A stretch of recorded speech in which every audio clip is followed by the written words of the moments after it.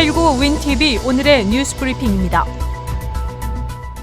4월 27일 월요일 오후 2시 기준 미 전지의 확진자 수는 100만 2,963명, 사망자 수는 5만 6,387명입니다. 일리노이 확진자 수는 4만 5,883명, 사망자 수는 1,983명입니다. 시카고 확진자 수는 18,682명, 사망자 수는 772명, 쿡카운티 확진자 수는 12,709명, 사망자 수는 573명, 레이카운티 확진자 수는 3,080명, 사망자 수는 118명, 듀페이지 카운티 확진자 수는 2,628명, 사망자 수는 133명, 윌 카운티 확진자 수는 2,173명, 사망자 수는 136명입니다. 다음은 타운별 확진자 수입니다. 데스플레인스 634명, 졸리엣 518명, 오로라 486명, 스코키 404명, 에반스톤 307명, 오클런 279명, 나이스 260명, 글렌뷰 254명, 볼링브룩 217명, 마운트 프로스펙트 198명, 올랜드팍 194명, 윌링 191명, 벤슨빌 172명, 네이퍼빌 171명, 캐롤 스트림 160명, 스트림우드 155명, 팔리타인 152명, 샴버그 145명, 파크리치 140명, 알링턴 하이츠 128명, 놀스브룩 125명, 몰튼그로브 124명, 거니 123명, 호프만 에스테이트 122명, 먼더라인 113명입니다. 일리노이 한인세탁협회는 환경정화기금 보험비 지급 마감일 연장에 관한 보도자료를 통해 보험료 지불 날짜를 만기일로부터 60일 더 연장할 수 있게 됐다고 전했습니다. 코로나 비상시국으로 어려움을 겪고 있는 세탁업소에 5월과 6월에 보험갱신을 해야 하는 세탁소는 이중고를 겪게 됩니다. 이를 예상한 협회 측은 현 환경정화기금 운영위인 윌리엄스 앤 코 그리고 주 환경청과 논의해 보험료 지불 날짜를 만기일로부터 30일이었던 유예 기간을 30일 더 늘려 60일간으로 연장하기로 결정했습니다. 오는 7월 1일부터 환경정화기금법 운영권이 주 환경청으로 이관돼 보험료가 $1,500로 인상되지만 5월 또는 6월에 보험료를 지불하지 못한 업소는 7월 이후에 지불해도 기존 금액인 $1,100를 납부할 수 있다고 밝혔습니다. 다만 7월 1일 이후에 갱신하는 업소는 주 환경청 운영권 이관으로 수정된 환경법안에 따라 $1,500를 일시불로 지불해야 합니다.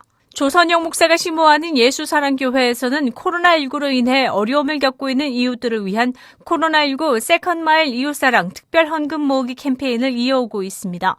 교인 중 코로나 비상사태로 인해 건강 혹은 생계 유지에 어려움을 겪는 이들을 돕고자 시작된 캠페인은 4월 26일 현재 2차가 진행 중입니다. 교회 측은 지역의 병원과 의료진들을 위한 의료용 마스크 구입 전달 예정, 지역 한인 요양원 연장자들을 위한 마스크 850개 전달 예정, 그리고 여성 쉼터 샘물의 집에 마른 반찬과 쌀, 라면, 생필품 등을 구입 전달할 예정입니다. 이웃사랑 협력지 12곳을 지원하고 자체 교인들의 생활보조비 지원, 코로나 비상시국으로 인해 처소 임대료를 납부하지 못하는 시카고 내 미자립교회 임대료 보조에 사용할 예정이라고 밝혔습니다. 조선영 목사는 힘든 때일수록 계속해서 이웃사랑으로 예수님의 사랑을 실천하길 원한다고 많은 이들의 기도를 당부했습니다. 지난 금요일 트럼프 대통령은 $4,840억 코로나 바이러스 지원 법안에 서명했습니다. 여기에는 나중에 감면받을 수 있는 저금리 연방 대출 프로그램인 페이첵 프로텍션 프로그램 PPP $2,500억 포함되어 있습니다. 또한 경제적 재해 대출에도 $600억 제공합니다. 첫 번째 PPP 자금은 4월 16일 소진됐으나 추가 자금 대출 법안이 통과됨에 따라 오늘부터 두 번째 PPP 론 신청이 시작된다고 알렸습니다. 신청은 sba.gov를 통해 할 수 있습니다. 일리노이주 의원 텀 머리스는 팔리타인 타운십, 비영리 혈액 조성기구인 바이탈란트 등과 제휴해 5월 9일 팔리타인 타운십 홀에서 혈액 드라이브를 운영하기로 했습니다.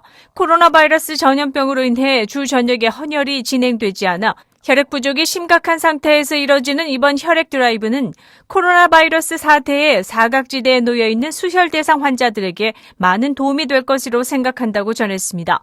5월 9일 9시부터 2시까지 이뤄지며 예약으로만 헌혈을 받는다고 전했습니다. FDA가 요구하는 시설 내 멸균 상태, 참가자와 의료요원의 거리 유지와 마스크 착용, 그리고 입장 시 체온 측정 등이 적용될 것이라고 전했습니다. 지난 주말 촬영된 한 파티 영상이 논란이 되고 있습니다. 영상에는 사회적 거리 유지가 되지 않는 매우 복잡한 실내 파티가 찍혀 있었으며 목격자에 의해 1,000명 이상이 그 파티에 있었다고 전해졌습니다. 소수의 파티 참가자들이 마스크를 하고 있었지만 6피트의 사회적 거리는 전혀 지켜지지 않은 것으로 알려졌습니다. 이 파티를 담은 영상은 페이스북 페이지에서 130만 명에게 전해졌습니다. 시카고 경찰 관계자는 일요일 브리핑에서 시카고 경찰은 파티 영상을 알고 있었으며 장소와 파티의 성격을 확인할 수 없으므로 현재 이 파티에 대한 조치를 취할 수는 없지만 사회적 거리 유지를 지키지 않은 이런 파티가 경찰에 의해 인지된다면 체포를 포함해 최대한의 수단이 적용될 것이라고 전했습니다. 뉴욕주의 한 병원이 위장약인 펩시드를 신종 코로나 바이러스 감염증 치료제로 실험 중이라고 마켓워치가 전했습니다. 27일 마켓워치에 따르면 뉴욕의 노스웰 헬스 병원은 코로나19 중증 환자를 대상으로 처방전 없이도 살 수 있는 위장약 펩시드의 활성 화합물인 페모티딘의 효과를 연구하고 있습니다. 세계적인 과학 논문 저널인 사이언스에 따르면 의료진은 페모티딘을 정맥에 주사하는 방식의 임상시험을 진행 중입니다. 중국에서 직접 코로나19를 연구한 마이클 칼라한 매사추세츠 종합병원 박사가 해당 약물을 복용한 환자의 사망률이 그렇지 않은 환자보다 낮은 점을 발견하고 미 당국에 임상시험을 건의했다고 사이언스는 설명했습니다. 노스웰 병원은 펩시드의 효과에 대해서는 함구하고 있다고 사이언스는 덧붙였습니다.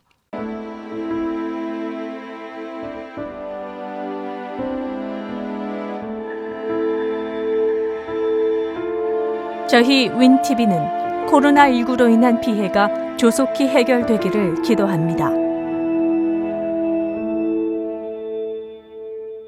윈TV 24.5와 MCTV 24.6 방송은 공중파 채널을 통해 시청하실 수 있습니다. 코로나19 비상시국 뉴스24에서는 여러분의 제보를 기다립니다. 제보 전화는 224-283-8200번입니다.